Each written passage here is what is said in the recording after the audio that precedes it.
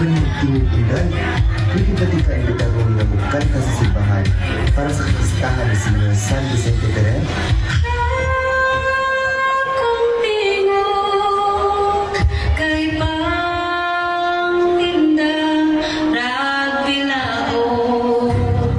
Pero sa tinuod lang, magakantar ako tungod sa akong gidaladala ng mga problema.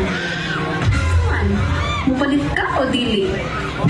Uy, sa kaanin dun sa imong tingog, makapalit jud mi, makasayaw ganini.